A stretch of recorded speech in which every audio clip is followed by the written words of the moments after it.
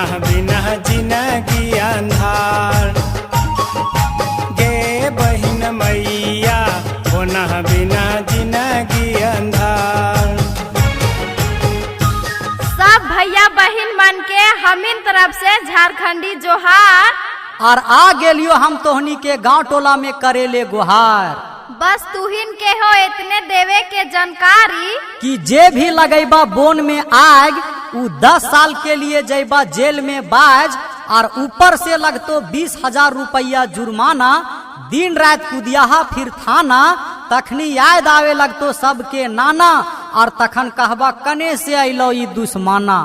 DJ downloading centre बोना में नाय खूटी झाटी बोना में नाय जड़ी बूटी। बोना में नाय जड़ी बूटी बोना में नाय खूटी झाटी बोना में नाय कटे लपियार। गे बहिन मैया बोना बिना जिंदगी। फोन में आग लगौला से ई कितना बड़ा कसूर है। ई सब कोई तनी अपन जिया में सोच के देखा। कितना जीव जंतु और चिरे चिरगुन झोला पका के मोर जाहत। कितना बोन के जीव जंतु के घर दूरा उजैर जाहे। छोटे छोटे बालक बालक गाछ वृक्ष जैर के राख हो जाहत। धरती माई के कोख में पेड़ पौधा के दाना झरल परल भी जैर जाहो। जे आगे चल के नावा नावा पेड़ पौधा जन्म लतलो।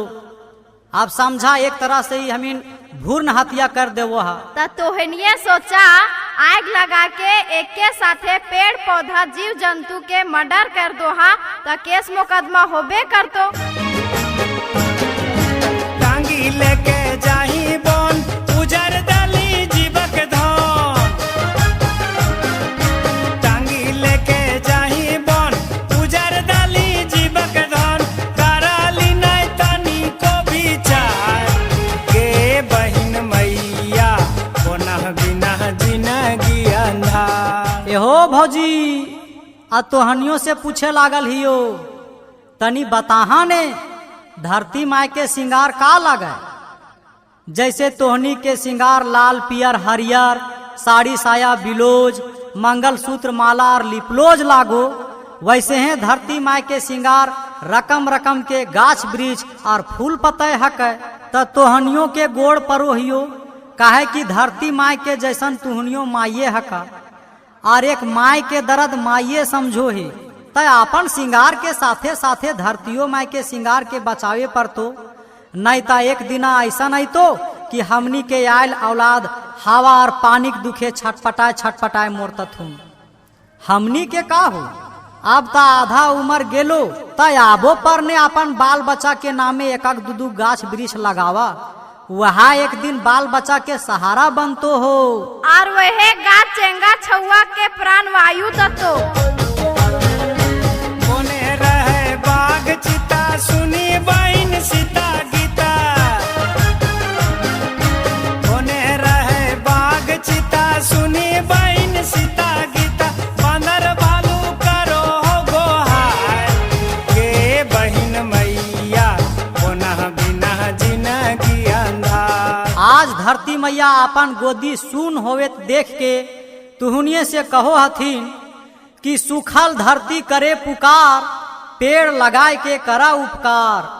सूखल धरती करे पुकार पेड़ लगाए के करा उपकार। हरियाली लागो धरती सिंगार आवा पेड़ लगावा दू चार। गे बहिन मैया बोना बिना जिंदगी अंधार। अगो मैयो धरतियो मैया के गोदिया भरल पुरल रखिया। अगो काका तनी हमरो दन देखै ने कांधवा पर टांगवा उठाए के कितना निर्दय बन जाही हो। और सुंदर सुंदर गछवन के दू टांगी एने से और दू टांगी ओने से दे के गिराए दोही माया ना लाग। अरे बेटा पुतो तोर साथ छोड़ देता हो लेकिन ये गाछ वृक्ष पेड़ पौधा तोर साथ कहियो ना छोड़ता। एकर देवल सूद सूद हवा हरदम तोर सांस बनता। और मोरला पर भी साथे मोरता और साथे जरता।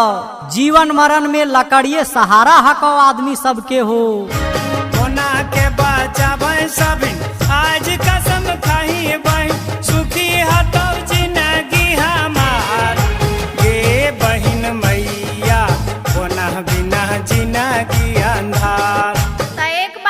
सुनला, जे बिना कहले पूछले पेड़ पौधा काटबा त ओकरो में केस मुकदमा और जेल होतो। त देखा, जे सोच समझ के पहले के आदमी हमनी के राज के नाम झारखंड रखलथिन, त वखनियों के लाज बचाना हो। और झार मतलब जंगल झार और खंड मतलब गढ़ा ढोढ़ा, ये दू चीज मिल के हमनी के राज के नाम झारखंड रखल गेल हो।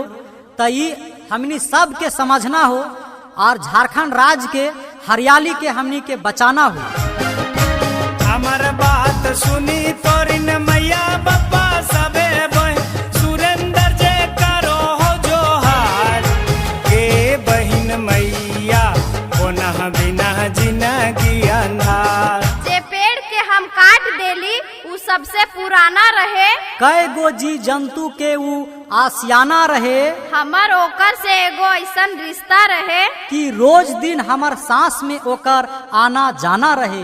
अब देखा, बहुत भाई बहन सब जंगल जेतथुन, दतुन पतई तोरे छगरी पटरू के खाए खातिर डोहरी लाने। त का करो हथिन कि आजकल जे नावा नावा पेड़ पौधा जन्मल आवे थो, ओकरा तोड़ दोथिन, ओकरा काट दोथिन। अगर दतुनिये तोरे के हो चाहे डहुरिये तोरे के हो, तब बड़कन बड़कन गछवन के डढ़िया डढ़िया देख के तोर बहा की, और कहोतवा सब कोई जानबे करो हा कि बुटवा के सागवा चाहे खेसरवा के सागवा, ई सब के आगवा खोटल जाहे। और जेरिया छोड़ दियल जाहे, काहे कि फिर न जुगता त फिर खैबा। तो वहा तरी तनी पेड़ों पौधा पर ध्यान देवे हो। के बहिन मैया कोना बिना जिंदगी अंधार, के बहिन मैया कोना बिना जिंदगी अंधार। अगे आजी अहो आजा, तो हनियों के तनी समझे पड़ता, गाछ वृक्ष के भी हमिनिये तरी जान हो, और वो खनियों के हमनिये तरी बाल बच्चा और परिवार हो। जैसे पुराना पुराना पेड़ तुहनिये तरी आजा आजी बन गेल थू, और नावा नावा गाछ वृक्ष ओकर बेटा बेटी, छोटे छोटे पौधा ओकर नाती पोता। अब बतावे केकर पर टंगिया उठाइबे, बेटवा बेटिया पर कि नतिया पोतवा पर, कि अपने पर। खाली दांतवा खिसर के मुस्केक ना है, यहाँ सोचे और समझे वाला बात है। तो तोहनियों के गोड़ परो हियो, कहा कि तुहनियों पुरखा हका, और साथे साथे मैया बापा के क्रिया हो, जे गाछ वृक्ष के काटले हता, गाछ वृक्ष के ना काटिया ने कहीं बोन झाड़ में आग लगई हा। के बहिन मैया कोना बिना जिंदगी अंधार, गे बहिन मैया कोना बिना जिंदगी अंधार। आज देखा बोन झाड़ उजरल जात हो, और कितना जीव जंतु सिराल जात हथुन, और कितना बंदर भालू बाघ हाथी बोन दने से आए के घर घुसे थथुन, घर तोड़े थथुन। तो यह सब कारण हो बोन उजरे के। आज यह सब नुकसान होवे थो बोन उजरे से। हमनी सबके पेड़ पौधा के मायने महत्म समझे भे तो गाछ से हमनी के खाली छाहुरे ना मिलो है, बल्कि एकर साथ साथ फल फूल काठी झुरी दतून पतय कांद मूल जड़ी बूटी कितना चीज दे के हमनी पर वृक्ष उपकार करो है। ये बात सब के हमिन के समझे पर तो हमिन जानबे करो हा कि पेड़ पौधा के छोड़ल हवा ऑक्सीजन के रूप में हमिन लेवो हिया, और हमिन के छोड़ल हवा कार्बन डाइऑक्साइड पेड़ पौधा सोखो है। बोना में नाई खूटी झाटी, बोना में नाई जड़ी बूटी, बोना में नाई जड़ी बूटी, बोना में नाई खूटी झाटी, बोना में नाई कटे लपियार, के बहिन मैया बोना बिना जिंदगी।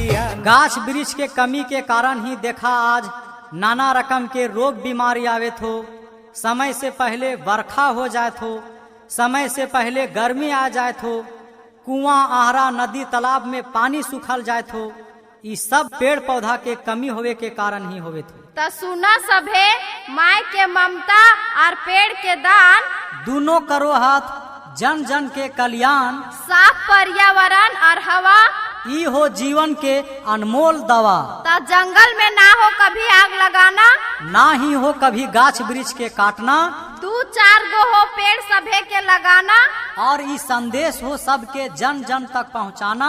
और अपन झारखंड राज्य के हो सुंदर बनाना। जाय जाय के बेरा में हमिन दने से सभे कोई के हो झारखंडी जोहार। ए बहिन मैया बोना बिना जिनगी अंधार।